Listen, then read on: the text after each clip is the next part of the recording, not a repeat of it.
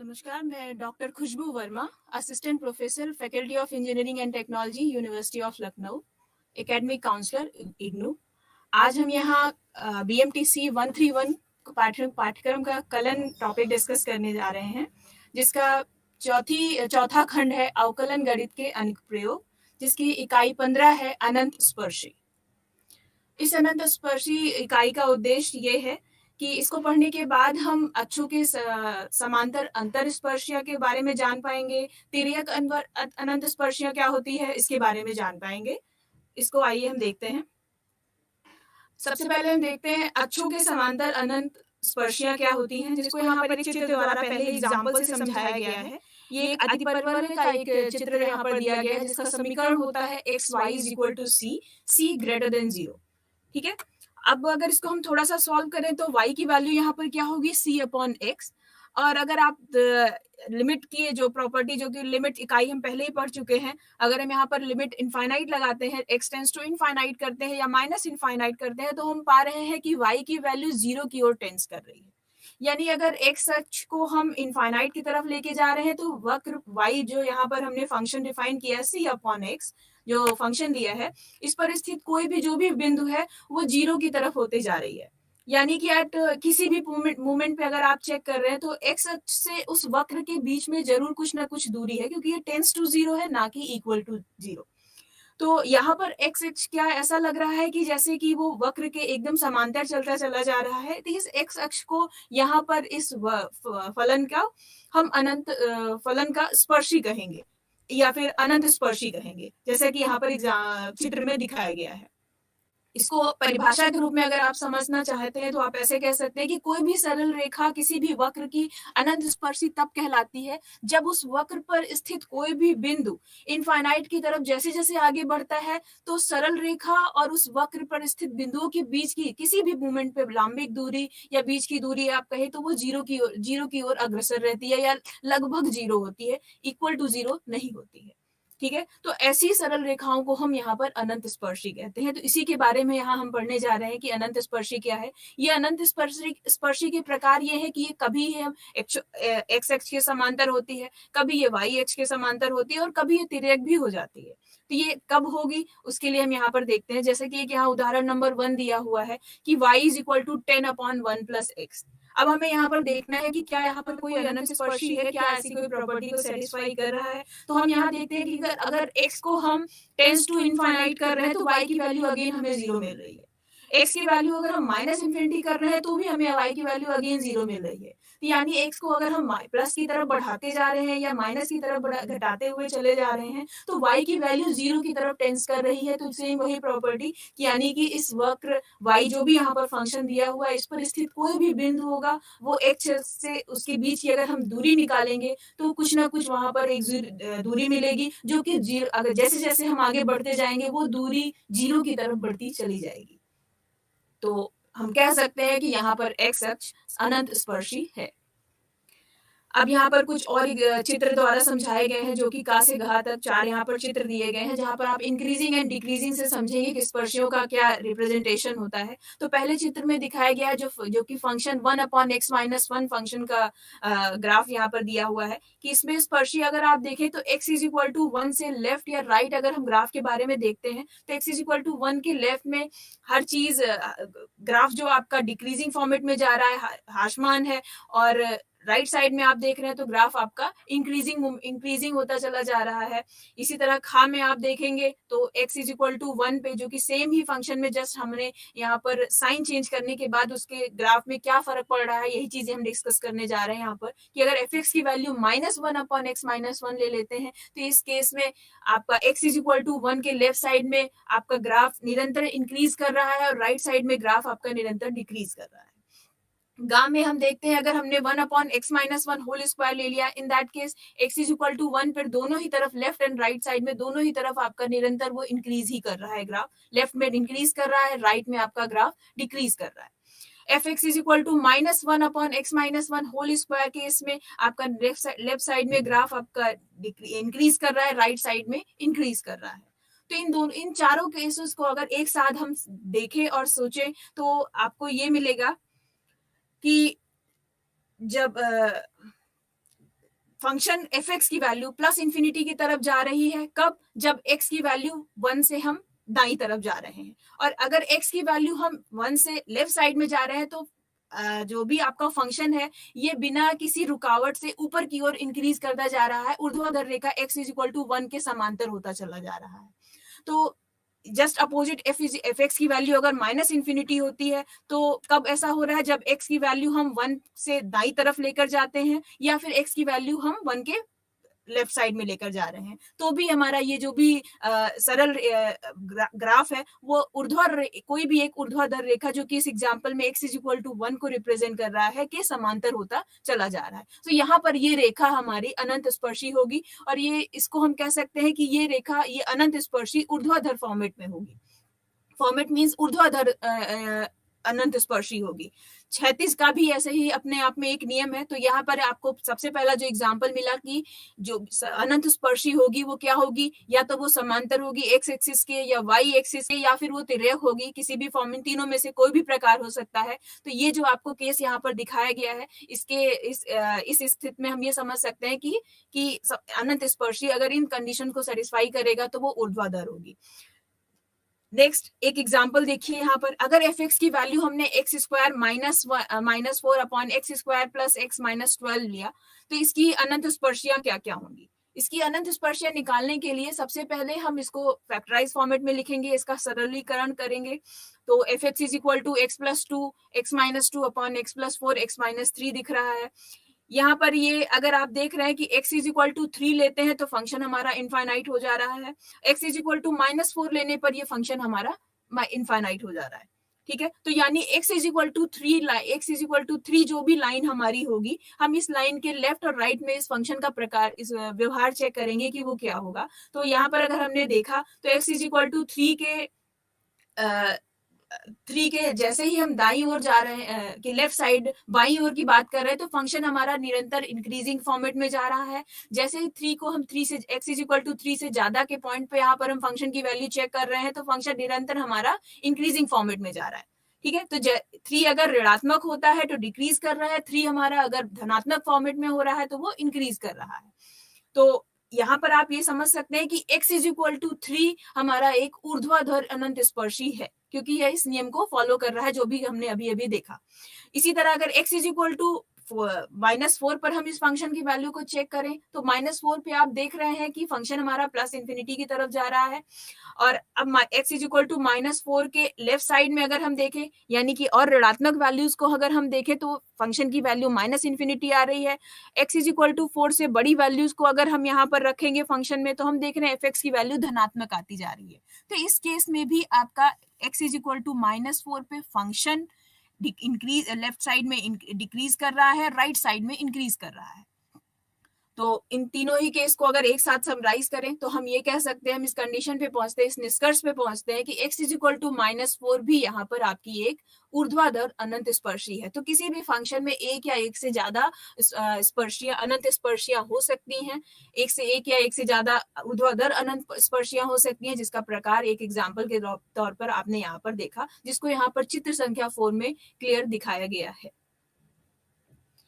अब एक एग्जाम्पल के फॉर्मेट में आपने ऊर्ध्वाधर तो आपने यहाँ पर देखिए, जस्ट एक लैंग्वेज फॉर्मेट में आप इसको समांतर अनंत स्पर्शी के बारे में अभी आपके दिमाग में विचार आ रहा होगा कि अगर ऊर्ध्वाधर है तो समांतर क्यों नहीं। तो समांतर की भी यहाँ पर कंडीशन देख कह सकते हैं कि एफ एक्स टेंस टू कोई एक रेखा y is equal to L फलन f की वक्र की एक क्षैतिज अनंत स्पर्शी कहलाएगी। कब? जब f x tends to L होगा एट किस केस पर? जब x की वैल्यू हमारी प्लस इंफिनिटी हो या फिर x की वैल्यू माइनस इंफिनिटी हो।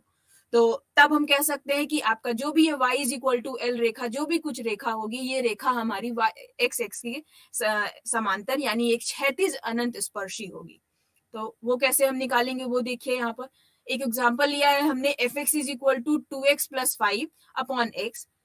अब इसके द्वारा दिए जाने वाले फंक्शन की हमें क्षैतिज अनंत स्पर्शियां यहाँ पर हमें निकालनी है। तो हम क्या करेंगे, सबसे पहले limit x tends to infinite करके फंक्शन की वैल्यू निकालेंगे कि वो क्या है। तो यहाँ पर चेक फलन को हमने थोड़ा सरलीकरण किया, 2x प्लस 5 अपॉन x है, इसको अगर हम सॉल्व करेंगे तो सॉल्व करने के बाद हमें मिलता है 2 प्लस 5 अपॉन x, क्योंकि लिमिट की इकाई में आपने देखा होगा कि जब लिमिट अप्लाई करने से पहले किसी भी फंक्शन को, जो कोई भी वो फंक्शन हो, सबसे पहले हमें उसे सरल फॉर्मेट में लिखना होता है, एक सरलीकरण करना होता है। उसके बाद ही आप कोई भी लिमिट हो, वो चाहे फाइनाइट लिमिट हो या इनफाइनाइट लिमिट हो, तभी हमें अप्लाई करना चाहिए, तभी हमें एक सही रिजल्ट मिलता है लिमिट का। तो यहाँ पर हमें x tends to infinite of ये फंक्शन f(x) का जो भी कुछ वैल्यू मिली वो है 2, तो हम कह सकते हैं कि यहाँ पर y इज इक्वल टू 2 हमारी एक अनंत स्पर्शी है, क्योंकि y इज इक्वल टू 2 है, ये हमारी अनंत स्पर्शी एक x के क्षैतिज एक सरल रेखा को रिप्रेजेंट कर रही है। तो हम समराइज करके कह सकते हैं कि ये हमारी एक y इज इक्वल टू 2 क्षैतिज अनंत स्पर्शी है यहाँ पर। इसके अलावा यहाँ पर कोई भी और अनंत स्पर्शी नहीं है। तो इस एग्जाम्पल में आपको एक ही अनंत स्पर्शी मिली जो कि x के समांतर है। नेक्स्ट, ये एक अलग एग्जाम्पल है y इज इक्वल टू, जो लिमिट की यहाँ पर मूलता को यहाँ पर दर्शाएगा कि y is equal to 5 plus 2x है अपॉन 1 माइनस 2x है। इसकी क्षैतिज अनंत स्पर्शियां यहाँ पर हमें निकालनी है। अगर ये क्षैतिज वर्ड यहाँ ना भी लिखा हो तो ये हमारे खुद से हमें पता करना होगा कि अनंत स्पर्शी क्षैतिज है या ऊर्ध्वाधर है। इसको निकालने के लिए तरीका यही है कि हम जो कुछ भी वैल्यू निकालेंगे वो वैल्यू y के इक्वल निकल रही है या फिर x के इक्वल निकल रही है, हमें यही चेक करना है। अगर वो y is equal to something point है, इसका मतलब वो x के समांतर है। अगर x इज इक्वल टू वो कोई पॉइंट l या a किसी एक पर्टिकुलर एक ए पॉइंट पे रिप्रेजेंट कर रहा है सारी प्रॉपर्टी को, तो वो हम कहेंगे कि वो ऊर्ध्वाधर अनंत स्पर्शी है। तो इस एग्जांपल में देखिए हमने क्या किया कि limit x tends to infinite लिया। Limit x tends to infinite करने के बाद हम इसे सॉल्व करते हैं तो हमें वैल्यू मिलती है -1, यानी जो पहली हमें लाइन मिली वो y इज इक्वल टू -1 मिली। -1 के रिस्पेक्ट में हम इसका व्यवहार अगर चेक करेंगे तो हम देखते हैं कि y इज इक्वल टू -1 हमारी एक क्षैतिज अनंत स्पर्शी है। यहाँ पर जैसे जैसे हम वक्र को आगे बढ़ाते जा रहे हैं y इज इक्वल टू -1, ये वक्र हमारा y इज इक्वल टू -1 की और करीब होता चला जा रहा है। दोनों की वक्र पे स्थित कोई भी बिंदु और इस सरल रेखा y इज इक्वल टू -1 के बीच की जो भी कोई दूरी है, लांबिक दूरी है, वो धीरे धीरे 0 होती प्रतीत होती जा रही है, पर वो 0 नहीं हो रही है। ठीक है, तो इसी तरह नेक्स्ट यहाँ पर हम स्पर्शी चेक करेंगे कि क्या यहाँ पर और भी कोई स्पर्शी है। तो x टेंड्स टू -इन्फिनिटी करके यहाँ पर हम देखते हैं तो हमें पॉइंट मिलता है 5, यानी y इज इक्वल टू 5 भी यहाँ पर एक ऐसा पॉइंट है जो कि सेम प्रॉपर्टी को सेटिस्फाई कर रहा है, जैसे कि चित्र संख्या 11 में आपको दर्शाया गया है कि वक्र को जैसे ही इनफाइनाइट पे हम बढ़ाते चले जा रहे हैं तो वक्र पे स्थित कोई भी बिंदु और इस सरल रेखा के बीच की दूरी 0 होती प्रतीत होती जा रही है। तो y is equal to -5 and y is equal to -1, यहाँ पर दो हमें क्षैतिज अनंत स्पर्शी मिली। तो किसी भी एग्जाम्पल में एक या एक से ज्यादा अनंत स्पर्शी, क्षैतिज अनंत स्पर्शी भी हो सकती है। आपने इस एग्जाम्पल से ये चीज समझा। अब आगे बढ़ते हैं कि कोई भी आपको समीकरण अगर दे रखा हो तो हम कैसे पता करें कि यहाँ पर और कोई भी एक अनंत स्पर्शी है कि नहीं। अनंत स्पर्शी देखने के बाद ही हम बता सकते हैं कि ये आपका क्षैतिज है या फिर ऊर्ध्वाधर। ये किस पे डिपेंड करेगा कि वो वैल्यू y के इक्वल है या x के इक्वल है। तो प्रमेय नंबर 1 हमें यहाँ पर ये दर्शाती है कि किसी भी समीकरण का हम अनंत स्पर्शी कैसे निकालें। तो यहाँ पर एक सिंपल रिजल्ट दिया गया है जिसका आप एग्जाम्पल्स में इसका प्रूफ समझेंगे कि कोई भी रेखा y is equal to c किसी समीकरण की अनंत स्पर्शी तब होगी जब उसका उस समीकरण में सबसे उच्चतम घात का जो भी फंक्शन होगा, जो भी फलन होगा, जो भी गुणनखंड, जो भी वहां पर अगर वो फंक्शन आपका x के फॉर्मेट में दे रखा होगा तो x की हाईएस्ट घात को हम हाईएस्ट घात वाले फंक्शन को हम सेलेक्ट करेंगे, उसके गुणांक को देखेंगे। अगर उसका गुणांक y, उस गुणांक का एक गुणनखंड y माइनस c है तो हम कहेंगे कि y is equal to c उसकी अनंत स्पर्शी होगी। अदरवाइज हम कहेंगे कि इसका कोई भी अनंत स्पर्शी नहीं है। तो एक एग्जाम्पल के तौर पर उसको समझते हैं। यही जो भी मैंने आपको यहाँ परिभाषा बताई ये y is equal to c के लिए है। जस्ट अपोजिट यही चीज गुणनखंड, अगर हम ऊर्ध्वाधर स्पर्शी के बारे में खोजना चाहेंगे तो x is equal to c के लिए भी यही नियम है कि x is equal to c किसी भी समीकरण का अनंत स्पर्शी तब कहलाएगा जब उस समीकरण की उच्चतम घात का वो उसका गुणनफंड हो पाएगा। जैसे कि एग्जाम्पल में यहाँ समझिए कि एक एग्जाम्पल दिया गया है y is equal to x plus 1/x। इसको थोड़ा समीकरण के फॉर्मेट में लिखते हैं। समीकरण यानी function of x and y is equal to 0 के फॉर्मेट में लिखते हैं। हमने एलसीएम लिया, सॉल्व करने के बाद हमें एक समीकरण मिलता है x square minus xy plus 1 is equal to 0। अब इसकी अनंत स्पर्शिया क्या होगी। अब हम अगर एक क्षैतिज अनंत स्पर्शी यहाँ पर ढूंढने की पहले हम कोशिश करेंगे कि क्या है। क्षैतिज अनंत स्पर्शी ढूंढने के लिए हम x की हाईएस्ट घात को यहाँ सेलेक्ट करेंगे जो कि x स्क्वायर है। इसका गुणनखंड हम चेक करेंगे कि क्या है। इसका गुणनखंड हम देखते हैं कि y के फॉर्मेट में कुछ भी नहीं है, वो सिर्फ एक फिक्स वैल्यू है। इसका मतलब यहाँ पर y is equal to c के फॉर्मेट में कोई भी अनंत स्पर्शी नहीं है, यानी कि यहाँ पर कोई भी क्षैतिज अनंत स्पर्शी नहीं है।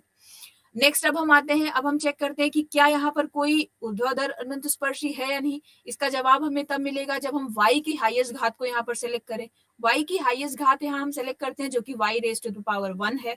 y का गुणनफंड अब यहाँ पर आप देखिए, y का गुणनफंड यहाँ पर x है। x इज इक्वल टू 0 रखने पर हमें एक लाइन मिल रही है जो कि यहाँ पर पूरी x एक्सिस ही है। इसका मतलब यहाँ पर एक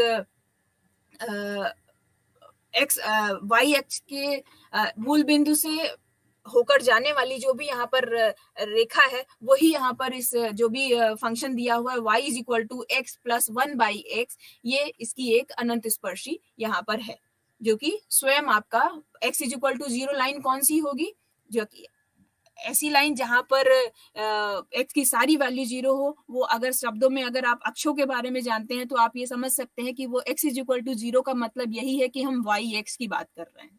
तो y के कोफिशिएंट को यहाँ पर हमने 0 करके देखा कि x इज इक्वल टू 0 मिला, और x इज इक्वल टू 0 अपने आप को यानी y x को रिप्रेजेंट कर रहा है। तो यहाँ पर हमारी जो y एक्सिस है यही हमारी एक ऊर्ध्वाधर अनंत स्पर्शी होगी।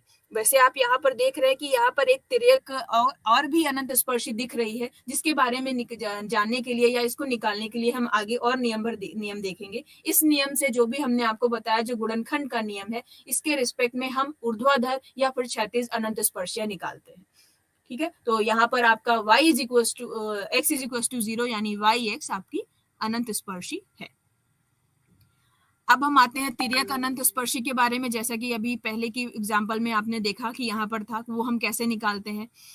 तो यहाँ पर अगर आप पहले तो तिर्यक अनंत स्पर्शियां कैसी होती हैं वो देखिए कि सपोज यहाँ पर एक एग्जांपल से इसको समझाया गया है कि सपोज एफ एक्स कोई फंक्शन है x square minus 1 upon x minus 2।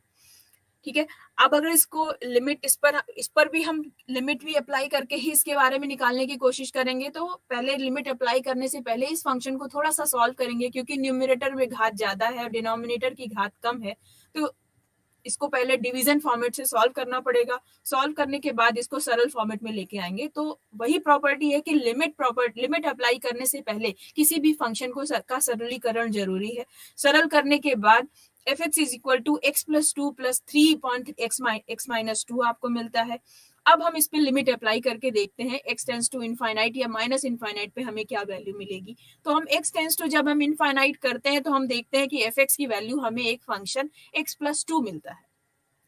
इसका मतलब x plus 2 y is equal to x plus 2 यहाँ पर जो क्या होगा, एक अनंत स्पर्शी है। यानी वक्र हमारा अगर इनफाइनाइट की तरफ बढ़ता जाएगा तो y is equal to x plus 2 एक सरल रेखा हमें मिल रही है, जिससे उस वक्र पर स्थित बिंदु के बीच की लांबिक दूरी जैसे जैसे इनफाइनाइट पे वक्र बढ़ रहा है लांबिक दूरी 0 होती चली जा रही है। तो यानी कि एक अनंत स्पर्शी के प्रॉपर्टी को, बेसिक प्रॉपर्टी को ये सेटिस्फाई कर रहा है। तो यहाँ पर y is equal to x plus 2 एक अनंत स्पर्शी होगी। ठीक है, अब और भी अनंत स्पर्शी यहाँ पर है कि नहीं ये हमें देखने के लिए हम इसको x tends to minus infinite भी करके देख सकते हैं। तो तिर्यक अनंत स्पर्शी के लिए आपको जैसे कि यहाँ पर चित्र संख्या 15 में दिया हुआ है, आप देख सकते हैं कि y is equal to x plus 2 एक तिर्यक अनंत स्पर्शी यहाँ पर हमें मिल जाता है। नेक्स्ट, अब परिभाषा के रूप में, क्योंकि यहाँ पर अभी तक आपको समांतर या ऊर्ध्वाधर क्षैतिज अक्ष के समांतर या ऊर्ध्वाधर आपको अनंत स्पर्शी मिली थी। अब क्योंकि तिर्यक भी हो सकती है, तिर्यक अनंत स्पर्शी क्या होगी, वो एक किसी न किसी रेखा को रिप्रेजेंट करेगी। और एक सरल रेखा का जो समीकरण होता है वो क्या होता है, y is equal to m x plus c. तो यहाँ एक हम जनरल डेफिनेशन आपको देने जा रहे हैं कि y is equal to m x plus c एक अनंत स्पर्शी कब होगी। तो उसका सबसे सीधा साधा मैथमेटिकल फॉर्मेट में जो यहाँ फॉर्मूला दिया हुआ है लिमिट की प्रॉपर्टी अप्लाई करने के बाद, वो देखिए वो क्या लिखा है कि एक रेखा y is equal to m x plus c जहाँ पर m की वैल्यू 0 नहीं है, किसी भी फंक्शन की अनंत स्पर्शी तब कहलाएगी जब limit x tends to plus infinity f x minus m x plus c की वैल्यू 0 हो जाए, यानी कि वो फंक्शन से उस रेखा के बीच की दूरी 0 की तरफ टेंस की जाए। तो जो अभी हम लैंग्वेज में बातें कर रहे हैं कि फंक्शन और उस वक्र पर स्थित बिंदु के बीच की लांबिक दूरी 0 टेंस करेगी, वही चीज यहाँ पर लिमिट के फॉर्मेट में आपको दिखाया जा रहा है। सेम प्रॉपर्टी हम negative x tends to minus infinity पे चेक करते हैं, वही चीज यहाँ पर फिर से मैथमेटिकल फॉर्मेट में दिया जा रहा है कि यानी एफ एक्स और एम एक्स माइनस सी के बीच की जो दूरी होगी वो 0 की तरफ टेंस होती प्रतीत होगी। तो इस पूरे जो वाक्य को मैंने आपको बताया है, इसको मैथमेटिकल फॉर्मेट में अगर आप रिप्रेजेंट करना चाहें तो आप कह सकते हैं कि यानी कि limit x tends to plus infinity या minus infinity f x minus m x plus c की वैल्यू 0 होगी। तब हम कह सकते हैं कि ये हमारा एम एक्स माइनस सी, ये जो भी y इज इक्वल टू रेखा है, ये एक अनंत स्पर्शी होगी। अब एक एग्जांपल के तौर पे समझ सकते हैं कि जैसा कि चित्र में यहाँ पर दिया गया है y is equal to x minus 1 and y is equal to minus x by 2 plus 1, ये दोनों ही यहाँ पर अनंत स्पर्शियां हैं और उन अनंत स्पर्शियों को चित्र में तिर्यक रेखाओं के रूप में यहाँ पर दिखाया जा रहा है। अब यहाँ पर एक फॉर्मूला निकालने की कोशिश की जा रही है कि हमेशा इतने इस फंक्शन का limit x tends to plus minus infinity f x minus m x plus c is equal to 0 check करने की जगह पर अगर इसको हम थोड़ा सा सॉल्व कर लें तो सॉल्व करने के बाद हम क्वेश्चन पे डायरेक्ट अप्लाई कर सकते हैं। इसको थोड़ा सिंप्लीफाइड, थोड़ा सरलीकरण करने के बाद देखिए क्या आता है कि अगर हम लिमिट अप्लाई कर रहे हैं, लिमिट अप्लाई करने से पहले क्योंकि ये समीकरण है दोनों तरफ 0 है, हमने x से इसको डिवाइड किया, x से डिवाइड करने के बाद एफ एक्स अपॉन एक्स मिल गया और एम एक्स प्लस सी को सॉल्व करने के बाद ये वैल्यू आपको minus m minus c by x मिल रही है। अब हम अगर इस पे लिमिट अप्लाई करते हैं तो सी बाई एक्स की value x tends to infinite पे ये वैल्यू 0 हो जा रही है। m आपका एक x से फ्री टर्म है तो m की वैल्यू हमें मिल जा रही है limit x tends to plus minus infinite F x upon x. यानी किसी सरल रेखा की प्रवणता अगर हमें निकालनी है या m की वैल्यू निकालनी है तो हम क्या करेंगे, जो भी कुछ हमें फंक्शन दे रखा होगा हम उसे x से डिवाइड करेंगे, limit x tends to plus infinity और माइनस इन्फिनिटी निकालेंगे, जो कुछ भी वैल्यू मिलेगी वो हमारी वैल्यू m को रिप्रेजेंट करेगी। इसी तरह हम c की वैल्यू को निकालेंगे, c की वैल्यू क्या होगी, वो limit f x minus m x की वैल्यू होगी, जो भी वैल्यू होगी। इससे हम direct y is equal to m x plus c एक अनंत स्पर्शी को रिप्रेजेंट कर सकते हैं कि वो इस किसी भी फंक्शन के लिए क्या होगी। जैसा कि एक नेक्स्ट एग्जांपल में आप देखिए जो भी मैंने यहाँ पर बात की कि एक एग्जांपल लिया हमने y is equal to x cube upon x square minus 1। ये सबसे पहले तो इसकी अनंत स्पर्शियां निकालनी है। अनंत स्पर्शियां निकालने के लिए हम देखते हैं कि m और c की वैल्यू क्या होगी, तो डायरेक्ट हम m की वैल्यू हमने अभी फॉर्मूला डेराइव किया, limit x tends to plus infinity minus infinity function जो भी गिवन होगा अपॉन x। यहाँ पर एफ एक्स की वैल्यू क्या है y, जो कि x cube upon x square minus 1 को रिप्रेजेंट कर रहा है। 1 बाई एक्स से उसको डिवाइड करेंगे, लिमिट वैल्यू अप्लाई करेंगे, अप्लाई करने के बाद हमें एक वैल्यू क्लियर वैल्यू मिलती है 1, तो हम कहेंगे कि m की वैल्यू एक तिर्यक स्पर्शी को ये रिप्रेजेंट कर रहा है जहां पर जिसकी प्रवणता यहाँ पर 1 होगी। इसी तरह कांस्टेंट वैल्यू c की वैल्यू निकालेंगे, c की वैल्यू क्या होती है, limit x tends to plus minus infinite y minus x यानी f x minus m x. इसको सॉल्व करेंगे, सॉल्व करने के बाद c की वैल्यू आप देख रहे हैं कि m की वैल्यू पर डिपेंड कर रही है, तो सबसे पहले स्टेप यही होगा कि हमें m की वैल्यू पहले निकालनी होगी, फिर हम c की वैल्यू निकाल सकते हैं। और m और c की वैल्यू ज्ञात करने के बाद अब हम सरल रेखा के समीकरण को लिख सकते हैं, y is equal to m x plus c है, जहां पर m की वैल्यू आपने 1 निकाली और c की वैल्यू 0 निकाली, तो यानी ये कैसी रेखा को रिप्रेजेंट कर रहा है, जो कि y is equal to x को रिप्रेजेंट कर रहा है। अब हम नेक्स्ट इकाई पे जाते हैं जो कि आपका इकाई 16 है, जिसको हम वक्र अनुरेखण करते हैं कह रहे हैं। वक्र अनुरेखण में क्या होगा कि इस इकाई को पढ़ने के बाद हमें कोई भी जो फंक्शन दे रखा होगा हम उसका ग्राफ या उसका अनुरेखण कर पाएंगे। उसके अनुरेखण करने के लिए अभी तक हमने जितनी चीजों को पढ़ा, जो कि पिछले यूनिट पिछले ब्लॉक में भी पढ़ा था, जो कि क्रांतिक पॉइंट था, इन पॉइंट ऑफ इन्फ्लेशन, नति परिवर्तन बिंदु, विचित्र बिंदु, अभी ये आपने स्पर्शियां जो भी पढ़ी, इनकी हेल्प से हम कैसे फ्री हैंड किसी ग्राफ को हम ड्रॉ कर सकते हैं वो हम कर पाएंगे। उसके लिए देखिए, सबसे पहले हम वक्रों के अनुरेखण में का कार्तीय समीकरण यहाँ पर डिस्कस करने जा रहे हैं कि कार्टेशियन या कार्तीय समीकरण के रिस्पेक्ट में हम कैसे किसी वक्र का अनुरेखण कर पाएंगे। तो इकाई 2 में जब आपने सेट के फॉर्म सेट वैल्यू पढ़ी थी या समुच्चय के बारे में पढ़ा था, तो वहां पर हमने देखा था, हमने एक लाइन में शब्दों में डिफाइन किया था कि कोई भी आलेख क्या होता है। तो आलेख से हमारा तात्पर्य वहां पर ये था कि फंक्शन और वो पॉइंट एक्स, फंक्शन पे स्थित बिंदु जिस पर वो डिफाइंड हो, ऐसे पॉइंट का जो ऑर्डर्ड पेयर होगा या ऐसे ऑर्डर्ड पेयर का जो भी आपका कलेक्शन होगा, वही हमारा समुच्चय फलन के आलेख को रिप्रेजेंट करता है। तो नॉर्मल शब्दों में हम कह सकते हैं किसी आलेख को, किसी आलेख कोई भी फंक्शन को जो जो जिस जिस पॉइंट पर वो सेटिस्फाइड हो, ऐसे पॉइंट का जो भी कलेक्शन होगा वही हमारा यहाँ पर आलेख को रिप्रेजेंट करेगा। अब हम जनरली हमें यहाँ पर आलेख को रिप्रेजेंट करना है तो हम क्या करेंगे, ऐसे ऐसे पॉइंट को ग्राफ में समतल में पॉइंट आउट करेंगे, फिर उनको मिलाने वाली रेखा को खींचेंगे और हम कह देंगे कि यही हमारा आलेख है। लेकिन ये कभी कभी ये चीजें, क्योंकि आलेख आपका सरल और कठिन हर तरीके का होगा, तो ये हमारे लिए फ्री हैंड इसको आलेख को खींचना हमेशा आसान नहीं है। इसके लिए हम यही जो भी अभी आपने लास्ट यूनिट या लास्ट ब्लॉक में पढ़ा, नति परिवर्तन, क्रांतिक पॉइंट, ये सारे पॉइंट्स पढ़ा, इनकी हेल्प से हम उसको खींच सकते हैं। उसका भी एक स्टेप बाय स्टेप यहाँ पर एक्सप्लेनेशन है कि सबसे पहले हमें क्या यहाँ पर निकालना है, उसी के बारे में हमें यहाँ इसी के बारे में यहाँ पे हम डिस्कस करने जा रहे हैं। तो सबसे पहला स्टेप क्या होगा कि जो कोई भी फंक्शन हमें दिया होगा, हम सबसे पहले उसको सरलीकरण करेंगे, क्योंकि हमें लिमिट अप्लाई करना है। तो सबसे पहले हम उसे सरल फॉर्मेट में लिख देंगे।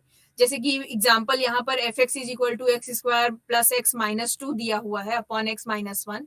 एक्स की वैल्यू एक्स की वैल्यू 1 नहीं होना चाहिए। तो इसको हम देखेंगे, क्योंकि न्यूमरेटर में घात ज्यादा है, डिनोमिनेटर में कम है। तो आपने यूनिट 2 में देखा था कि इसमें लिमिट अप्लाई करने से पहले इसको सरल करना पड़ता है, यानी डिवीजन, इसका डिवाइड करेंगे, आप भाग देंगे। इसमें भाग देने के बाद आपको मिलता है कि एफ एक्स की वैल्यू न्यूमरेटर फैक्टराइज करने के बाद x प्लस 2 मिल रही है। यानी एक जो भी फंक्शन दिया है, इसका सबसे सरल रूप यही है, f x is equal to x plus 2, x की वैल्यू नॉट इक्वल टू 1। ठीक है, यानी इस फंक्शन का हमें यहाँ पर ग्राफ निकालना है, ग्राफ खींचना है। नेक्स्ट हम पॉइंट पे डिस्कस करेंगे, जो भी हमारा फंक्शन दे रखा है उसका प्रांत या परिसर क्या है, ये हम निकालेंगे। प्रांत और परिसर भी आपने पिछले इकाइयों में डिस्कस किया, हमने देखा है। नेक्स्ट उसके बाद क्या ये जो ग्राफ दिया हुआ है, ये इसमें आवर्तता है कि नहीं, ये पीरियोडिक फंक्शन है कि नहीं। आवर्तता से मतलब ये है कि निश्चित इंटरवल के बाद क्या आपने ये गुणों को रिपीट तो नहीं कर रहा है। अगर ऐसा कर रहा है, यानी ए से बी इंटरवल में जो भी कोई रूप है, जो भी जिस भी फॉर्मेट में आलेख हम इसको खींच रहे हैं, वो अगले किसी ए डैश बी डैश इंटरवल में वही चीज रिपीट हो रही है और आगे वो रिपीट होती जा रही है। तो ये केस में हमारे लिए काम और आसान हो गया कि हम सबसे अलग रूप क्या है, वो ए से बी के बीच में ही रिप्रेजेंट कर रहा है। तो हम उस क्या करेंगे, ए से बी इंटरवल के बीच में ही जो भी आलेख होगा हम उसे खींचेंगे। बाकी ए डैश और बी डैश के बीच में जो भी आलेख होगा, वो इसको देखकर उसको कॉपी करते हुए चले जाएंगे। यानी हमारा टारगेट यहाँ से कम हो गया कि एक इनफाइनाइट रेखा पे हमें ग्राफ को नहीं ड्रॉ करना है, सिर्फ एक इंटरवल माइनस ए से लेकर बी तक के ग्राफ के बीच में, ए से लेकर बी तक के बीच इंटरवल में जो भी ग्राफ दे रखा होगा, सिर्फ उसे ही ड्रॉ करना है। नेक्स्ट आता है पॉइंट सममित, सिमेट्री, कि पहले तो हम चेक करेंगे कि जो भी कोई फंक्शन दे रखा है, क्या वो किसी पर्टिकुलर पॉइंट पर के रिस्पेक्ट में सिमेट्रिक है या नहीं। तो सिमेट्री कितने प्रकार से हो सकती है, वो यहाँ पर पहले चित्र संख्या का खा गा में हमने एक्सप्लेन करने की कोशिश की है, आप उसे देखिए। चित्र संख्या का में देखिए, एक्स, ये आपका वाई एक्स के एक्स एक्स लिखा हुआ है, ये वाई एक्स के अराउंड आपका सिमेट्रिक है। वो कैसे सिमेट्रिक है, कैसे पता चलेगा, अगर हम इसको वाई एक्स पे, ये अगर ये समतल में किसी पेज पे, आप सोचिए, इमेजिन करिए कि ये किसी पेज पे ये आकृति बनी हुई है, और अगर वाई एक्सिस के अराउंड इस कागज को हम मोड़ देंगे, मोड़ने के बाद हम देखते हैं कि यार लेफ्ट हैंड साइड में, यानी बाई साइड में जो भी आकृति बनी है, वो दाई साइड की आकृति पे ओवरलैप कर रही है कि नहीं, उसके ऊपर सेम साइज में आ रही है नहीं। अगर ऐसा है तो हम कहेंगे कि ये वाई एक्स के अराउंड सिमेट्रिक है। सेम इसी तरह ही वो एक्स एक्सिस के अराउंड सिमेट्रिक है या नहीं, इसको चेक करने के लिए हम एक्स एक्सिस के अराउंड कागज को मोड़कर देखेंगे कि क्या नीचे की आकृति ऊपर की आकृति पे ओवरलैप कर रही है या नहीं। अगर ऐसा करती है तो हम कहेंगे कि ये जो भी फिगर दे रखा है, जो भी फलन दे रखा है, ये हमारा एक्सिस के अराउंड सिमेट्रिक है। तो जो भी ये फिगर का में दे रखा है, ये वाई एक्सिस के अराउंड आपका फिगर सिमेट्रिक है। यानी हमारा काम यहाँ से और कम हो गया। इस फिगर को ड्रॉ करने के लिए हम एक्सिस के एक साइड का फिगर ड्रॉ करेंगे एंड राइट साइड का फिगर उसको देखकर ही कॉपी कर देंगे कि जैसा ही लेफ्ट बाई दाई साइड में है वैसा ही बाई में है, या जैसा बाई साइड में है वैसा ही दाई साइड में है। तो हमारा काम आधा यहाँ पर हो जाएगा। दूसरी तरह की सिमेट्री, नेक्स्ट टाइप की सिमेट्री क्या हो सकती है, जो कि मूल बिंदु के सापेक्ष सिमेट्रिक है। कोई भी फिगर मूल बिंदु के अराउंड सिमेट्रिक होने के लिए थोड़ा सा यहाँ पे टेक्निकल है कि हम देखेंगे कि क्या फिगर हमारा 180 डिग्री मूल बिंदु के अराउंड 180 डिग्री अगर हम उसको रोटेट करें, घुमा कर देखें। यहाँ पर आप पेज को आपको क्या करना है कि मूल बिंदु को कट करके आप देखेंगे क्या उस पेज के आधे हिस्से को मूल बिंदु के अराउंड 180 डिग्री घुमाने के बाद वो फिगर लेफ्ट से बाईं ओर का फिगर दाईं ओर के फिगर से ओवरलैप कर रहा है या नहीं। अगर ऐसा करता है तो हम कहेंगे कि ये जो भी फिगर, जो भी फलन हमें दे रखा है, ये मूल बिंदु के अराउंड सिमेट्रिक है। जैसे कि यहाँ चित्र संख्या 2 के खामे फॉर्मेट में दिया हुआ है। ये अगर आपको अगर मैं दिखाना चाहूं तो x dash O y dash figure को या इस तृतीय चतुर्थांश को आप अगर 180 डिग्री आप घुमाते हैं नीचे की साइड में एंटी क्लॉकवाइज आप घुमाते हैं, एंटी क्लॉकवाइज घुमाने के बाद अगर आप इसको x एक्सिस को एक्स बना देते हैं, वाई डैश एक्सिस को वाई एक्सिस बना देते हैं, तो आप पाएंगे कि जो भी लेफ्ट साइड में जो आपका फिगर था वो यहाँ पर राइट हैंड साइड के फिगर से ओवरलैप कर रहा है। तो इसका मतलब ये जो भी फलन हमें यहाँ पर एग्जांपल में दिया है ये मूल बिंदु के अराउंड सिमेट्रिक है, तो यानी हमें उसका एक 180 डिग्री घूर्णन करके देखना है। गास लाइन में हम देखेंगे इसमें क्या होता है, ग्राफ किसी पर्टिकुलर लाइन के अराउंड सिमेट्रिक होगा। यहाँ पे समांतर एक्सिस नहीं, मूल बिंदु के अराउंड नहीं, कोई भी एक पर्टिकुलर लाइन अगर हमें ऐसी दिख रही है, ऐसी मिल रही है, जैसे कि आपने इसका सबसे अच्छा आप कारण समझ सकते हैं कि आपने तिर्यक अनंत स्पर्शी के बारे में क्यों पढ़ा। जैसे कि कोई तिर्यक अनंत स्पर्शी या हमें कुछ मिल रही है, इसके अराउंड अगर हम समतल या पेज को मोड़ेंगे तो आप देखेंगे कि आपका बाईं तरफ की उसके ऊपर का फिगर या बाईं तरफ का फिगर दाईं तरफ के फिगर या नीचे की तरफ के फिगर से ओवरलैप कर रहा है। तो इस केस में हम कहेंगे कि रेखा आपका उस पर्टिकुलर रेखा के अराउंड जो फलन दिया हुआ है वो हमारा सिमेट्रिक है। तो यहाँ तीनों केसेस हमने सिमेट्री के बारे में डिस्कस कर लिया। सिमेट्री का आपने प्रकार के साथ साथ उसका कारण भी समझा कि हम आलेखों में वो क्यों हमारे लिए ड्रॉ करने के लिए क्यों हमारे लिए इम्पोर्टेंट है। तीनों ही चीजों को यहाँ पर एग्जाम्पल से दिखाया गया है कि y x के अराउंड सिमेट्रिक कब होगा, मूल बिंदु के अराउंड सिमेट्रिक कब होगा और y is equal to x रेखा के अराउंड सिमेट्रिक कब होगा। इसके कुछ एग्जाम्पल्स भी यहाँ पर आपको स्लाइड्स में दिख रहे हैं, जैसे कि y is equal to cos x, y is equal to x square and y is equal to modulus of x। Mathematical format में क्योंकि आपने फंक्शन के बारे में भी पढ़ा है इस पिछली इकाइयों में, तो मैं उसको वहां से भी रिलेट करना चाहूंगी। अभी तक तो मैंने आपको समतल में एक व्यवहारिक तरीके से कैसे सिमेट्री हम निकाल सकते हैं ये डिस्कस किया। अब जरा मैथमेटिकल और जो पिछली इकाइयां हमने पढ़ी है उनसे इसको रिलेट करके देखते हैं कि कोई भी जो भी फंक्शन दे रखा होगा, अगर बाई चांस आप उसको समतल में, क्योंकि आप आलेख को बनाने जा रहे हैं, आलेख को आप पहले ही समतल पे नहीं ड्रॉ कर सकते, सिमेट्री उसकी आप नहीं देख सकते, बिना ड्रॉ किए आपको नहीं पता चल सकता। तो ये हम कैसे पता करें कि कोई आलेख हमारा सिमेट्रिक है किसी पर्टिकुलर मूल बिंदु के अराउंड या फिर किसी तिर्यक रेखा के सरल रेखा के अराउंड कैसे होगा। तो उसका सबसे अच्छा एग्जांपल है कि इवन एंड ऑड फंक्शन।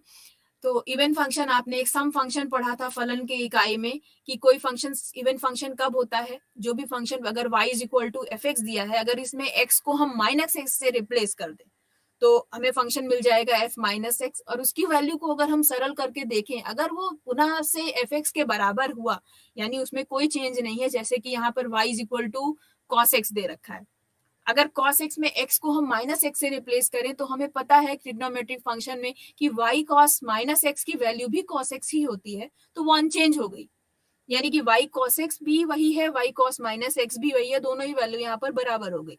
यानी जो फंक्शन हमारा अगर हम उसको cos x को f x से रिप्रेजेंट करें और cos माइनस एक्स को फंक्शन f माइनस एक्स से रिप्रेजेंट करें तो दोनों फंक्शन की वैल्यू यहाँ पर सेम है। तो यही हमारा सम फलन की डेफिनेशन थी कि अगर एफ एक्स की वैल्यू एफ माइनस एक्स के बराबर होती है तो फंक्शन हमारा सम होगा, और अगर कोई भी सम फंक्शन होता है तो वो फंक्शन वाई एक्स के अराउंड हमेशा सिमेट्रिक होता है। सेम यही चीज एक्स एक्सिस के अराउंड सिमेट्रिक निकालने के लिए फंक्शन में यहाँ पर एक्स और वाई को आपस में इंटरचेंज कर लीजिए, परिभाषाएं बदल जाएंगी, यानी x is equal to function of y हमारा इवन फंक्शन कब होगा, जब f of minus y is equal to f of y होगा। इन दैट केस आपका फंक्शन एक्स एक्सिस के अराउंड सिमेट्रिक होगा।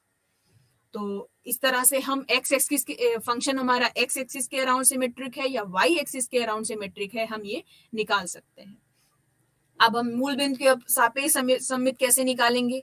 आपने वहां ग्राफ ड्रॉ करके 180 डिग्री घूर्णन करके तो देख लिया, क्योंकि यहाँ हमारा टारगेट ही है, हमारा टास्क ही यही है कि हमें आलेखों का अनुरेखण करना है। तो बिना अनुरेखण किए हम ये चीज नहीं पता कर पाएंगे। तो मैथमेटिकल फॉर्मेट में हम कैसे निकालेंगे वो चीज देखिए।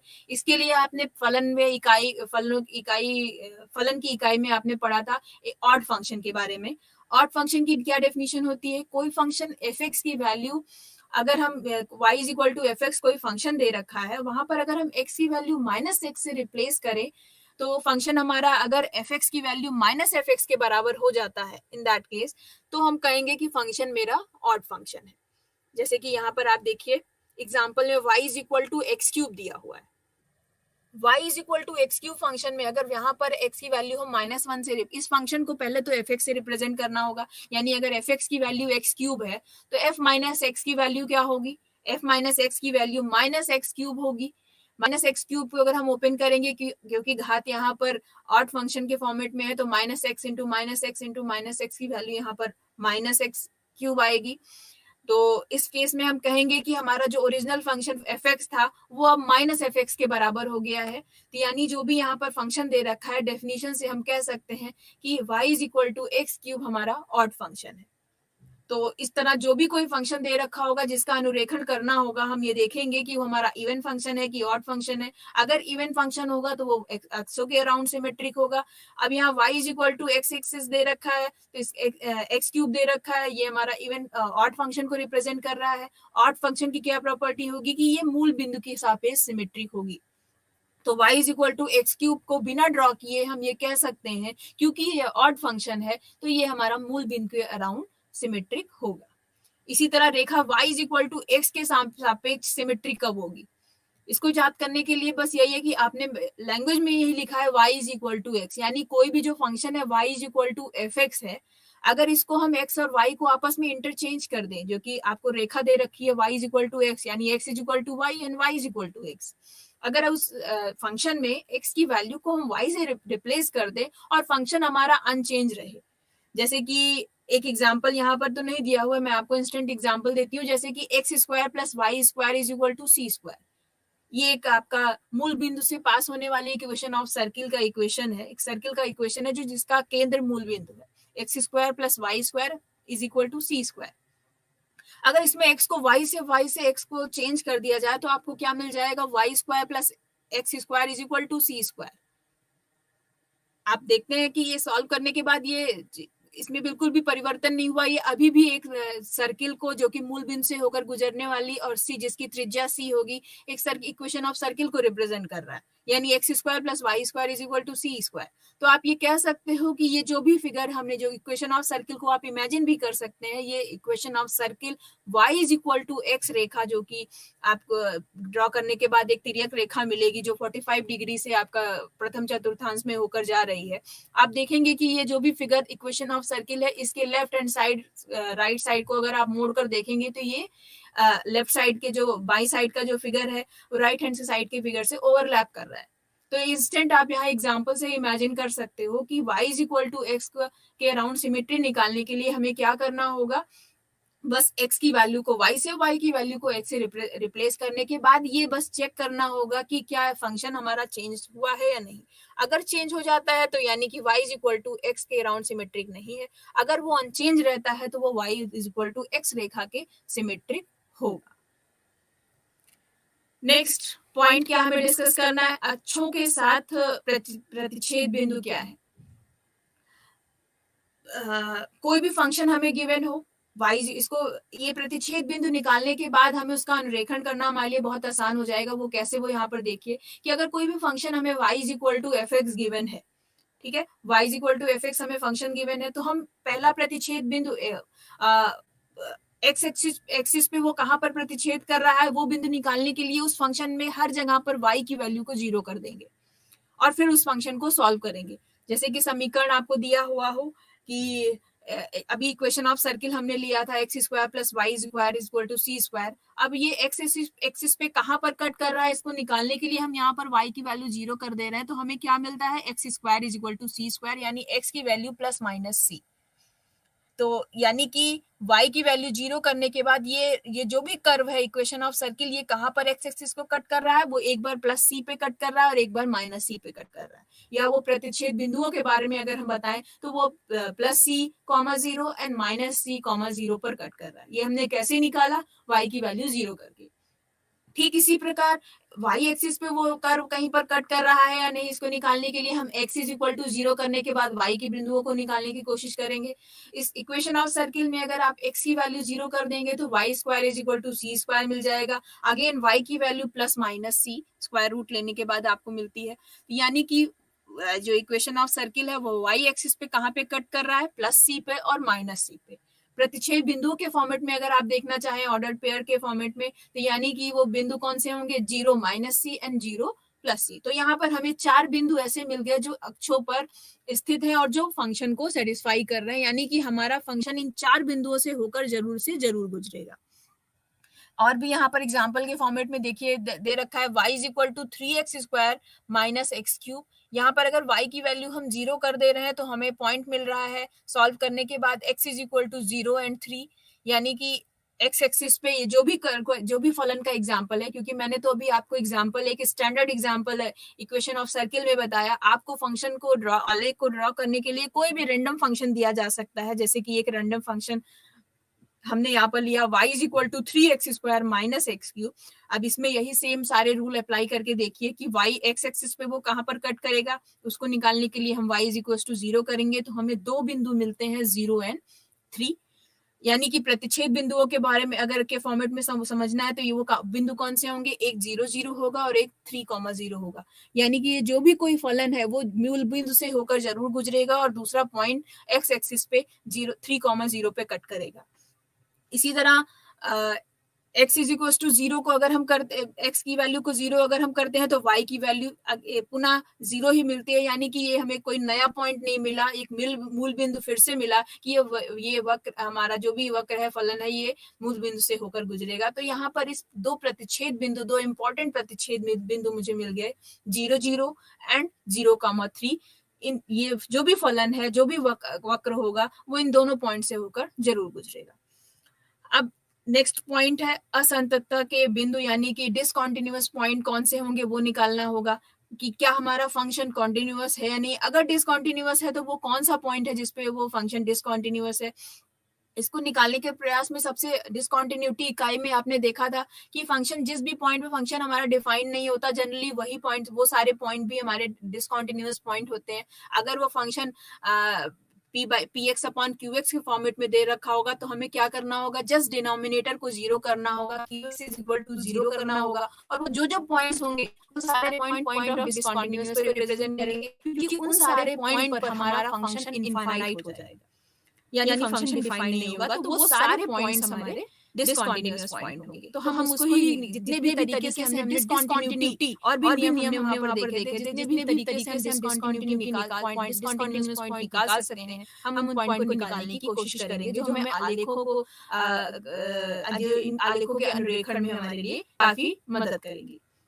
नेक्स्ट है वर्धमान और ह्रासमान फलनों के अंतराल, ये निकालने की कोशिश करेंगे किस इंटरवल में फंक्शन हमारा इंक्रीज कर रहा है, किस इंटरवल में डिक्रीज कर रहा है। इसके लिए आप पिछली इकाइयों में इसी खंड 4 में ही आपने देखा था, हमने इंक्रीजिंग एंड डिक्रीजिंग, उच्चिष्ट और निम्निष्ट के बारे में डिस्कस किया था कि वो फंक्शन कब इंक्रीज कर रहा है कब डिक्रीज कर रहा है। इसके लिए हम अवकलन का इकाई भी आप समझ सकते हैं कि हमें कोई भी जो भी फंक्शन दे रखा होगा हम उसका dy/dx निकालेंगे और dy/dx की वैल्यू चेक करेंगे कि वो कब ग्रेटर देन 0 है और कब वैल्यू लेस देन 0 है। जब वो ग्रेटर देन 0 होगा स्पर्शियों के बारे में अगर आप रिकॉल करिए कि dy by dx यहाँ पर क्या है, वो स्पर्शी को रिप्रेजेंट करता है। अगर स्पर्शी हमारी क्या होगी, उसकी वैल्यू स्ट्रिक्टली ग्रेटर देन 0 होगी, इसका मतलब ग्राफ का यहाँ पे व्यवहार क्या है कि वो ऊपर चढ़ता हुआ जा रहा है।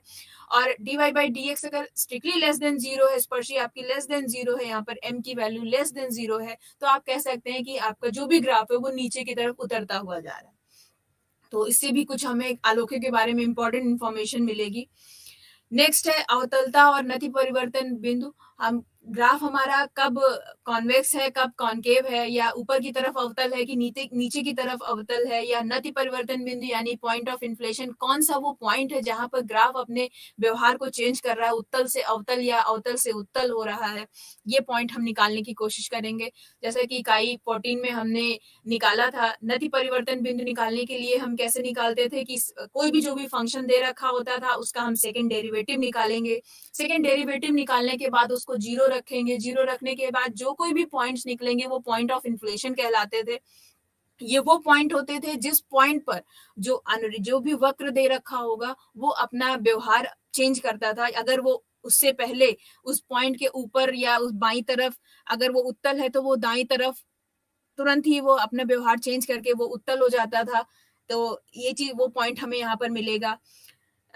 नेक्स्ट वो सेकेंड डेरिवेटिव की हेल्प से वो कब उत्तल है और कब अवतल है ये भी निकाल सकते थे। उसके लिए हमें अगेन सेकेंड डेरिवेटिव उस फंक्शन का निकालना होगा। अगर वो स्ट्रिक्टली ग्रेटर देन 0 है तो हम कहेंगे कि वो फंक्शन हमारा ऊपर की तरफ अवतल है यानी कि कॉन्वेक्स है, और स्ट्रिक्टली लेस देन 0 है तो वो नीचे की तरफ अवतल है यानी कि कॉनकेव है। या फिर और तीसरा कंडीशन क्या होती है कि d2y by dx स्क्वायर यानी कि सेकंड डेरिवेटिव इक्वल टू 0। तो यहाँ पर तीन कंडीशन है, ग्रेटर देन 0 यानी ऊपर की तरफ अवतल, लेस देन 0 यानी कि नीचे की तरफ अवतल, और इक्वल टू 0 यानी कि ऐसे पॉइंट जहाँ पर फंक्शन चेंज हो रहा है जहां पर हम ये अवतल है या उत्तल डिसाइड नहीं कर सकते, तो वो पॉइंट हमारे नति परिवर्तन बिंदु कहलाते थे, पॉइंट ऑफ इन्फ्लेशन कहलाते थे।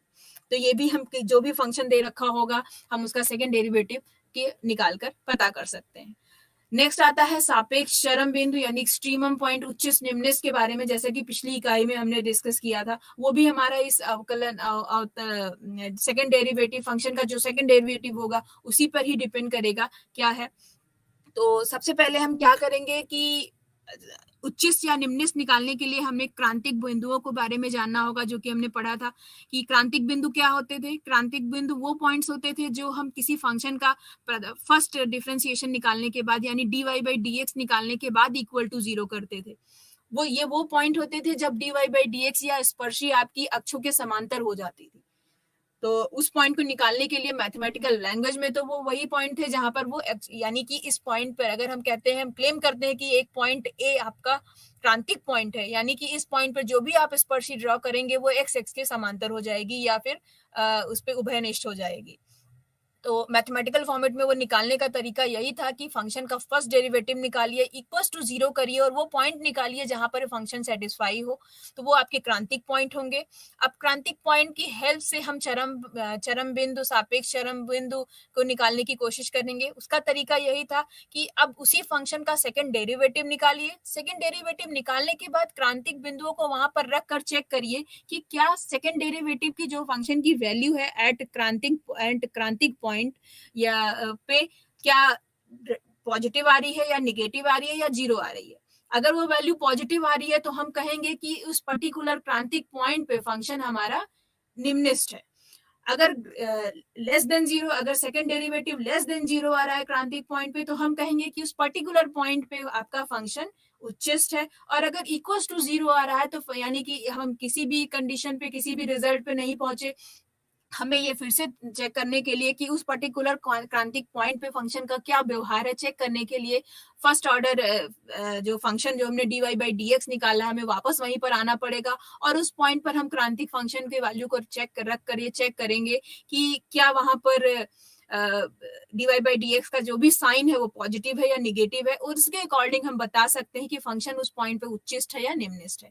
तो यहाँ तक आपने देखा कि अवतलता, नति परिवर्तन बिंदु और सापेक्ष चरम बिंदु से भी हमें वक्रों के अनुरेखण करने में काफी हेल्प मिलेगी कि कब वो फंक्शन उत्तल है या अवतल है। हमें ये पता चल जाएगा किस पॉइंट पर कब वो इंक्रीजिंग है और किस पॉइंट पे डिक्रीजिंग है, ये पॉइंट कहाँ पर वो सबसे हाईएस्ट पीक पर सबसे उसका मैक्सिमम पॉइंट कौन सा है, उसका सबसे मिनिमम पॉइंट कौन सा है, ये भी हम बिना ड्रॉ किए यहाँ पर निकाल सकते हैं। नेक्स्ट आता है स्पर्श रेखा और अभिलंब के बारे में। तो ऊर्ध्वाधर स्पर्श रेखा और संगत अभिलंबों के बारे में भी आपने इकाई 14 के में डिस्कस किया था, तो ये भी हम निकालने की यहाँ पर कोशिश करेंगे कि इसकी स्पर्श रेखा क्या है और स्पर्श रेखा पर उसके अभिलंब क्या है, उसके समीकरण को हम यहाँ पर निकालने की कोशिश करेंगे कि क्या होगा। नेक्स्ट आती है अनंत स्पर्शी, जो कि अभी इसके पिछली ही इकाई में आपने अभी देखा कि अनंत स्पर्शियां कितने तरीके की हैं। समांतर अनंत स्पर्शियां हैं, ऊर्ध्वाधर हैं, क्षैतिज के अक्ष के अराउंड समांतर अनंत स्पर्शियां हैं, तिर्यक अनंत स्पर्शियां हैं। इनके बारे में यहाँ पर निकालने के लिए अभी आपने कई सारे नियम देखे, उनकी हेल्प से हम अनंत स्पर्शियों को निकालने की कोशिश करेंगे कि क्या इस वक्र में कोई अनंत स्पर्शी है या नहीं। नेक्स्ट आता है विचित्र बिंदु। विचित्र बिंदु निकालने की कोशिश करेंगे, जो कि स्पर्शियों की हेल्प से हम निकाल सकते हैं। विचित्र बिंदु हमारे 2-3 टाइप के जो हमने इंपॉर्टेंट देखे थे, जो कि कस्प, नोड और संयुग्मी बिंदु, जो भी वहां पर पॉइंट्स थे, वो कैसे किस पे डिपेंड करते थे कि वो ऐसे बिंदु जहां पर वक्र एक से ज्यादा बार वहीं से होकर कट करके गुजरे, वो बिंदु हमारे विचित्र बिंदु कहलाते थे। और वो बिंदुओं में भी कुछ प्रकार था जो हमारे किसी स्पर्शी पे डिपेंड करता था कि स्पर्शियां वास्तविक होंगी तो क्या होगा और तिर्यक होंगी तो क्या होगा, जिससे हम बता सकते हैं कि हाँ, इस आलेख का बिना ड्रॉ किए कि व्यवहार इस पर्टिकुलर पॉइंट विचित्र बिंदु पे क्या होगा। नेक्स्ट आता है कि बिंदुओं का आलेखन, वाई अक्ष का अंतःखंड क्या है, एक्स अक्ष का अंतःखंड है, इसको निकालने की कोशिश करेंगे। एंड सबसे लास्ट में अब आता है सबसे इंपॉर्टेंट पार्ट कि वक्र का हम अब स्केच खींचने जाएंगे। स्केच खींचने से पहले अब हमारे पास अनंत स्पर्शियां, क्रांतिक पॉइंट, पॉइंट ऑफ इन्फ्लेशन, अवतलता, उत्तलता और प्रतिच्छेद बिंदु, बहुत सारी इंपॉर्टेंट इंफॉर्मेशन उसके बारे में है। उदाहरण जितने भी चीजें हमने यहाँ पर देखी, अब इसको जरा उदाहरण में अप्लाई करने की कोशिश करते हैं कि कैसे स्टेप बाय स्टेप हमें क्या क्या चीजें निकालनी है इस ग्राफ में। तो सबसे पहले एक सिंपल फंक्शन देते हैं जिसका ग्राफ शायद आपके माइंड में पहले से ही सेट है कि y is equal to modulus x का आलेख क्या होना चाहिए। अगर आपने एग्जाम्पल लिमिट में चीजें देखी है तो बहुत बार आपके चित्र ये सामने आया होगा, लेकिन यहाँ पर हमने जो स्टेप्स, जिस स्टेप बाय स्टेप से इसको यहाँ पर नियम से निकालने की कोशिश की है, इस तरह से इसमें ढालने की कोशिश करिए ताकि हम आगे आगे कठिन जो आलेख हो उसको भी इजिली उसका भी अनुरेखण कर सकें। तो सबसे पहला एग्जांपल है y is equal to modulus x। इसका आरेख हम कैसे खींचे, तो सबसे पहले इसका सिंपल रिप्रेजेंटेशन क्या होगा, तो इसका रिप्रेजेंटेशन हम y is equal to x, जहां पर x की वैल्यू पॉजिटिव हो या जीरो हो ऐसे भी लिख सकते हैं, और y is equal to minus x कब होगा, जब x की वैल्यू निगेटिव होगी यानी लेस देन जीरो होगी। इसके प्रांत और परिसर के बारे में तो सिंप्लीफिकेशन हो गया। नेक्स्ट पॉइंट था प्रांत और परिसर। इसके प्रांत और परिसर के बारे में निकालने की कोशिश करिए, तो यहाँ पर आप देखेंगे कि इसका प्रांत हमारा पूरी रियल लाइन आर है, ठीक है। तो नेक्स्ट पॉइंट है कि सिमेट्री। सिमेट्री कब है, तो अगर आप यहाँ पर देखते हैं कि ये जो फंक्शन है y is equal to modulus of x, इसमें अगर हम ये इसको अगर fx से रिप्रेजेंट करें तो हर एक x को अगर माइनस x से रिप्लेस कर दे रहे हैं तो भी हमारा फंक्शन क्या हो रहा है, अनचेंज रह रहा है। इसका मतलब y ये फंक्शन हमारा इवन फंक्शन है। इवन फंक्शन क्या होता है, उसका रिजल्ट क्या था कि वो y x के अराउंड सिमेट्रिक होगा। तो ये जो भी फंक्शन दे रखा है ये y x के अराउंड सिमेट्रिक है। अब अक्षों के प्रतिच्छेद बिंदु के बारे में निकाल रहे हैं, तो प्रतिच्छेद बिंदु निकालने के लिए क्या नियम था कि y इज इक्वल टू 0 कर देंगे तो वो x एक्सिस पे प्रतिच्छेदित बिंदु निकल जाएगा, और x इज इक्वल टू 0 करेंगे तो वो y के प्रतिच्छेदित बिंदु को दर्शाएगा। तो यहाँ पर अगर आप देख रहे हैं कि y इज इक्वल टू 0 करने पे x इज इक्वल टू 0 मिल रहा है और x इज इक्वल टू 0 करने पे y इज इक्वल टू 0 मिल रहा है, यानी x मूल बिंदु ही इस वक्र में मूल बिंदु ही एक ऐसा पॉइंट है जहां पर वक्र एक दूसरे को प्रतिच्छेदित कर रहे हैं।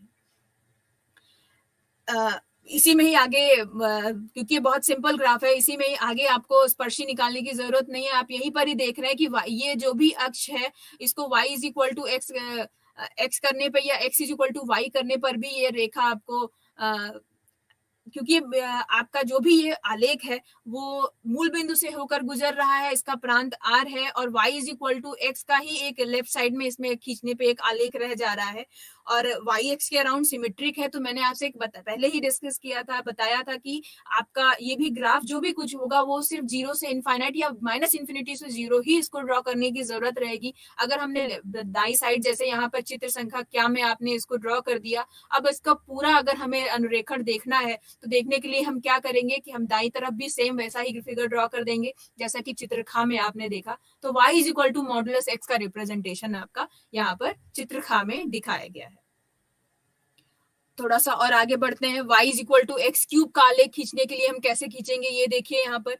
तो y is equal to x cube के लिए सबसे पहले हम इसका प्रांत और परिसर के बारे में यहाँ पर हम निकालने की कोशिश करेंगे। तो इसका प्रांत और परिसर क्या है, फंक्शन के जो भी आपने इकाई पढ़ी थी वहां से अगर आप नियम को फॉलो करके आप समझेंगे तो आप पाएंगे कि इसका प्रांत और परिसर, रेंज और डोमेन, इसका दोनों ही क्या है, पूरी रियल लाइन है। जैसे ही हम x की वैल्यू को पॉजिटिव लेते हैं, y की वैल्यू क्या है, पॉजिटिव मिल रही है। जब x की वैल्यू हम निगेटिव ले रहे हैं तो y की वैल्यू निगेटिव मिल रही है।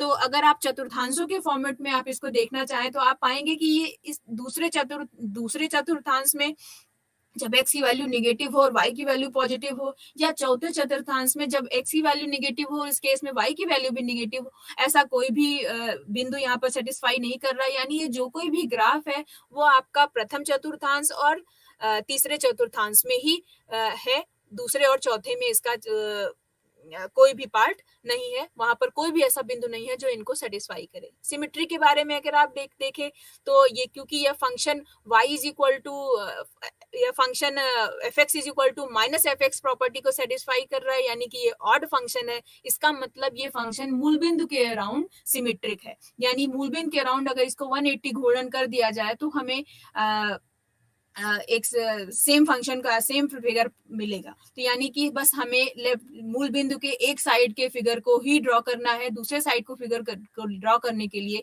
इसका बस 180 गुणन कर देना होगा। अक्षों के साथ प्रतिच्छेद बिंदु निकालने के लिए y इज इक्वल टू अगर हम 0 कर रहे हैं तो x की वैल्यू 0 मिल रही है, और x इज इक्वल टू 0 कर रहे हैं तो y की वैल्यू 0 मिल रही है। यानी इसका प्रतिच्छेद बिंदु यहाँ पर दोनों ही केस में एक ही मिल रहा है जो कि 0 0 है, जो कि मूल बिंदु है। तो ये जो भी अक्ष आलेख है वो मूल बिंदु से होकर गुजरेगा। इनकी स्पर्श रेखाएं निकालने के लिए अगर हम देखें तो प्रथम अवकलन इसका करने के बाद dy by dx करके हम 0 कर रहे हैं, 3x स्क्वायर 0 मिल रहा है, जो कि 3x स्क्वायर 0 करने के बाद जो भी पॉइंट मिल रहा है वो x इज इक्वल टू 0 ही मिल रहा है, जो कि मूल बिंदु पर ही स्थित है। यानी कि इसकी जो स्पर्श रेखा होगी वह x अक्षीय है। स्पर्श रेखा निकालने का यही नियम था कि फंक्शन का पहला डेरिवेटिव निकालेंगे, इक्वल्स टू 0 करेंगे, जो भी हमें फंक्शन मिले। तो यहाँ पर dy by dx is equals to 3x square मिल रहा है, 3x स्क्वायर को 0 कर रहे हैं तो x इज इक्वल्स टू 0 मिल रही। तो यानी x इज इक्वल्स टू 0 ये हमारा स्पर्श रेखा x अक्ष को रिप्रेजेंट कर रहा है यहाँ पर। तो इसकी एक ही स्पर्श रेखा है जो कि x अक्षीय है। एक दृष्टता यानी कि ये 1 है, आंटो है, 1 फंक्शन है कि नहीं, इसको ज्ञात करने के लिए हम अवकलन यानी dy by dx की हेल्प से हम निकाल सकते हैं। यहाँ पर हम देख रहे हैं कि ये हमेशा ही ऋणोत्तर है, यानी कि dy by dx 3x square की जो वैल्यू है, जब जब x की वैल्यू वृद्ध हो रही है तब तक y में भी वैल्यू बढ़ती जा रही है, इस तरह का। यानी कि ये फंक्शन हमारा इंक्रीजिंग फॉर्मेट में है, यानी कि अगर x एक्स के समांतर हम कहीं पर भी रेखा खींचेंगे तो वो सिर्फ एक ही पॉइंट से होकर गुजरेगा। तो यानी ये फंक्शन हमारा 1 भी है। सापेक्ष चरम बिंदु निकालने के लिए सबसे पहले हमें क्रांतिक बिंदु निकालना होगा, यानी dy by dx की वैल्यू हम निकालेंगे जो कि 0 0 है।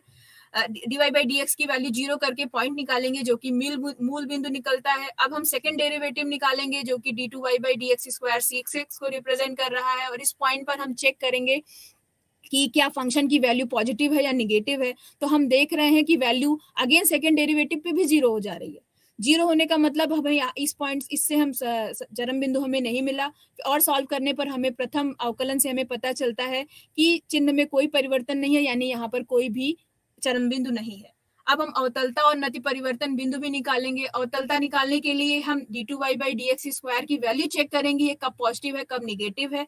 इक्वल्स टू 0 करने के बाद पॉइंट ऑफ इन्फ्लेशन निकालेंगे, जो कि हम देखें कि वो मूल बिंदु ही निकल रही है। अनंत स्पर्शियों को निकालने की कोशिश करेंगे, यानी कि limit x tends to infinite, m की वैल्यू क्या थी, function of fx upon x। उसको सॉल्व करने के बाद हम देख रहे हैं कि limit x tends to infinite करने के बाद वैल्यू इनफाइनाइट आ रही है, यानी कि यहाँ पर कोई भी अनंत स्पर्शी नहीं है, क्योंकि यहाँ पर m की वैल्यू इनफाइनाइट आ रही है, जो कि कोई पॉजिटिव वैल्यू नहीं है। तो अगर m की वैल्यू नहीं है यानी कि यहाँ पर अनंत स्पर्शी, इस फलन का कोई अनंत स्पर्शी नहीं है। विचित्र बिंदु भी हमने यहाँ पर देखा कि यहाँ पर कोई विचित्र बिंदु भी नहीं है। तो अब आप देख सकते हैं कि चित्र संख्या 5 में जो भी यहाँ फिगर दिख रहा है, अब हम एक यहाँ पर जितनी भी इंफॉर्मेशन हमें पिछले 9 रिजल्ट से मिली उसको अगर देखकर हम यहाँ पर ड्रॉ करें तो ये चित्र संख्या 5 y = x³ को रिप्रेजेंट कर रहा है। और आप देख सकते हैं कि मूल बिंदु के अराउंड ये आपका सिमेट्रिक भी है। मूल बिंदु इसको 180 डिग्री घूर्णन करने के बाद हमें सेम फिगर ही मिल रहा है। तो जितनी भी स्टेप बाय स्टेप की इंफॉर्मेशन अभी थी कि हमें प्रांत और परिसर से स्टार्ट करना है, सिमेट्री डिस्कस करना है, प्रतिच्छेद बिंदु निकालना है, मूल बिंदु की स्पर्श रेखाओं को निकालना है, एक दृष्टता के बारे में फंक्शन हमारा 1 या ऑन्टो है कि नहीं ये देखना है, सापेक्ष चरम बिंदु के बारे में हम डिस्कस करेंगे, अवतलता और नति परिवर्तन बिंदु यानी कि वो पॉइंट ढूंढेंगे जहां पर फंक्शन अपना प्रकार अपना व्यवहार चेंज कर रहा है, ये चीजें देखेंगे। अनंत स्पर्शियों के बारे में निकालने की कोशिश करेंगे। तो पिछली जितनी इकाइयां आपने पढ़ी उसमें जितने भी पॉइंट्स हमने देखे वो सारी चीजें हमें निकालने के बाद ये एक और एग्जाम्पल था जिसके बारे में सेम उसी ही नियम से ही देखने के बाद हम वक्रों का अनुप्रेक्षण कर पाएंगे। लास्ट में धन्यवाद।